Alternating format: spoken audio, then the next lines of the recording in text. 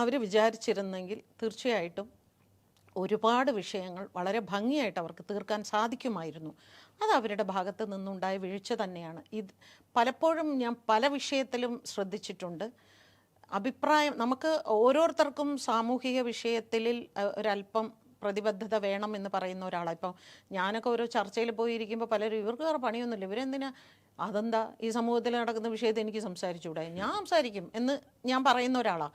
പക്ഷേ അപ്പോൾ പോലും അവരാരും അഭിപ്രായം പറയാറില്ല. കാരണം ഇതൊന്നും നമ്മളെ ബാധിക്കുന്ന വിഷയമല്ല എന്ന രീതിയിലാണ്. ഇപ്പോൾ നടിയുടെ വിഷയത്തിൽ പോലും അവരുടെ അന്ന് ഞാൻ അവർക്കെതിരെ നിന്ന ഒരാളാണ്. അതേ സംഘടനയ്ക്കെതിരെ ഞാൻ ചാനലുകളിൽ ഘോരഘോരം ഞാൻ സംസാരിച്ച ഒരാളാണ്. അവിടെ എന്തുകൊണ്ടാണ് അവിടെയും ഈ പറയുന്ന നിങ്ങളൊക്കെ അത് പറയുമായിരിക്കും, സ്ത്രീകളെല്ലാവരും മൗനമായിരുന്നു. അതിലുള്ള ഭൂരിഭാഗം സ്ത്രീകളും അവരുടെ ഭാഗത്ത് നിന്നാണ് അവർ സംസാരിച്ചതും നേരത്തെ പറഞ്ഞ മാതിരി പലതരത്തിലുള്ള കോലും ബഹളവും ഒക്കെ ഉണ്ടാക്കിയതും. അതൊക്കെ ഞാൻ സമ്മതിക്കുന്നു. പക്ഷേ യഥാർത്ഥത്തിൽ അവർ രണ്ടുപേരും വിചാരിച്ചിരുന്നെങ്കിൽ ഈ വിഷയങ്ങളെല്ലാം കുറേ കൂടി ഭംഗിയായിട്ട് അവർക്ക് ഡീൽ ചെയ്യാൻ പറ്റുമായിരുന്നു.